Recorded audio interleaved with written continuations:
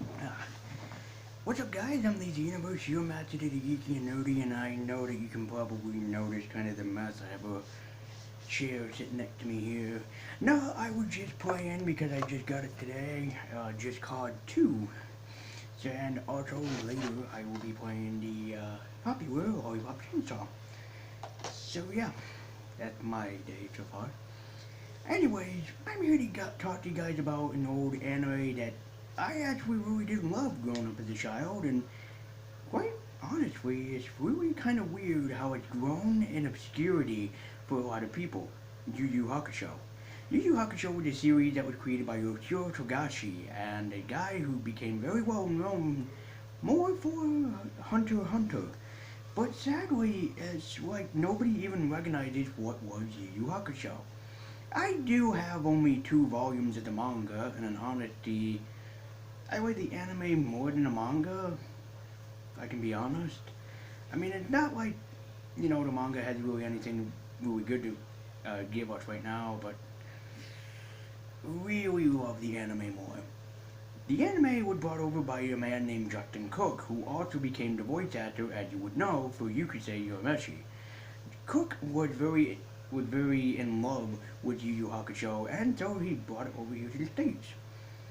In the States, at the time that we were getting during the time period, was really Gundam, Dragon Ball, Speed Racer, and a lot of mech series, sort of like Mazinger or or King.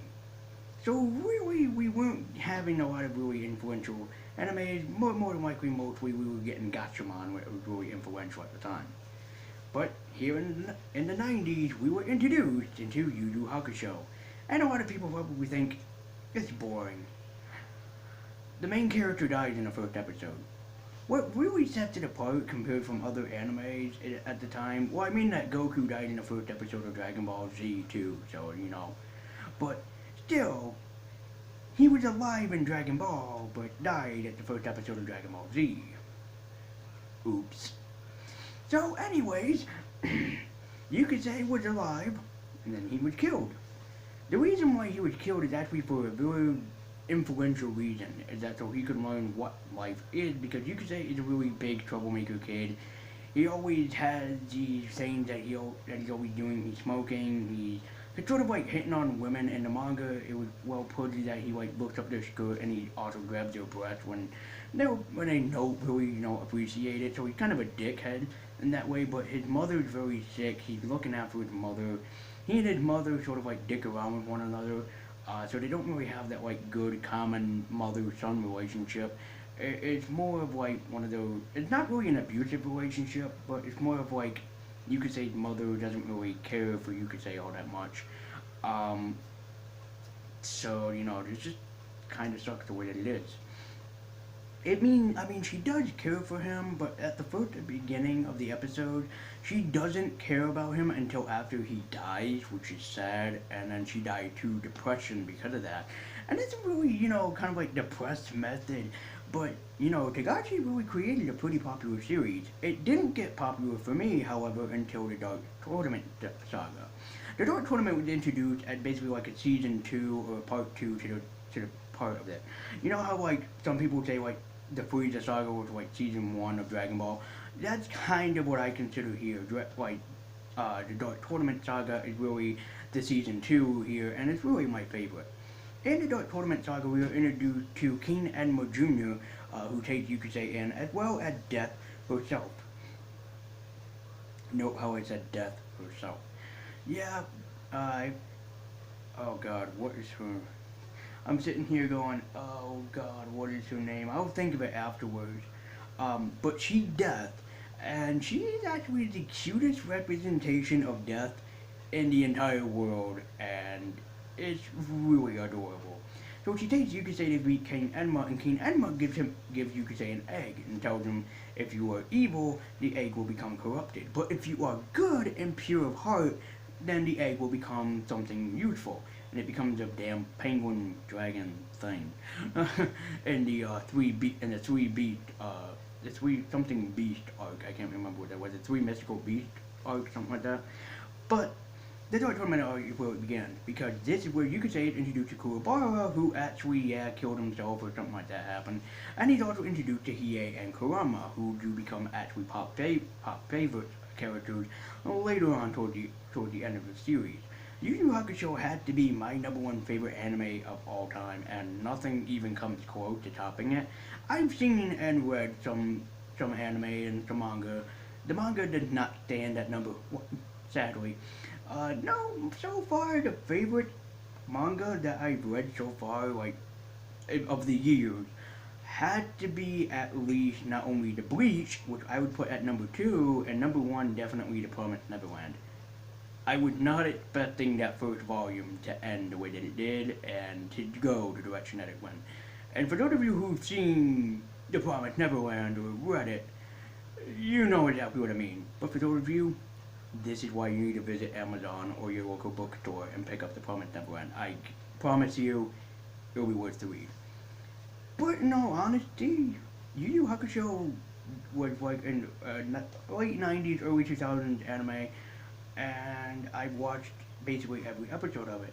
There was one day where I think like Toonami had like an all-day marathon of it. They just went from the first episode to the last, and I watched it, and I was really in love with it. I was sad when it ended. It did come back though in I believe 2017 or 2016. I can't remember which.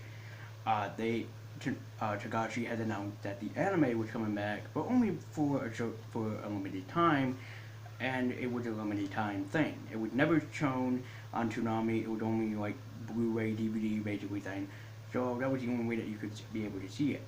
The manga is never coming back, and I believe that basically the anime ended the way that it wanted to. If Tagashi ever announced that there was going to be a Japanese live-action movie adaptation, I'd shit my pants and I would have to go and see this movie. Or I would beg my girlfriend to try and record this so I could watch it. Because, yeah, this would fucking suck if I couldn't see it, you know what I mean? Like, sometimes if like, well, Netflix is having, a certain day variety thing, sometimes Amazon will have a certain day variety, and it's like, yeah, but you have to spend money for this shit. And people are like, well, you have to spend money for the DVD too. Yes. But still. So anyways, thank you all so much for watching. I hope that I got you interested in Yu Yu Hakusho. And also, in case you didn't know, Yu Yu Hakusho also was an influence for Tite Kubo to create Bleach. Yes. But although Ichigo is not firing off spirit gun attacks, he is holding a huge ass fucking sword. You know what I'm sad that Death Battle never did? You could say versus Ichigo. Am I the only one who thinks that would really go down pretty damn well? I mean, come on. That would have to be a Death Battle. If it ever was, I would film my reaction after I watched the Death Battle. In case if you want to see me do Naruto versus Ichigo for the Death Battle, just to see how that kind of ends out, though not spoil it for me, I've never watched it before. And if you want to see my actual reaction towards that, then here's the deal. I would need you people to get this video at least to probably over 100 views. Maybe make it 110, let's go that far. If this video gets 110 views, maybe I would say like 25 likes.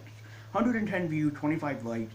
If this is possible, then I will look at the Naruto versus Ichigo Death Battle, and I will actually review it, and I will actually come back and do my reaction towards you guys. However, if that doesn't get possible, well, maybe in the future I'll consider it as a separate video. But no guarantees and no promises. So thank you guys so much for watching. Be sure to like, comment, and subscribe. Be sure to check out some other videos of mine that I've done.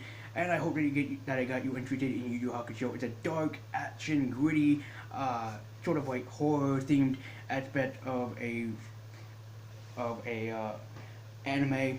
The manga is that way, but it treats it differently. But I would stick with the anime and Justin Cook's voice acting. Justin, in case you're watching this, I love your voice acting for you should say. And you should come back and do some more. So, thank you guys so much for watching. I'll see you next time.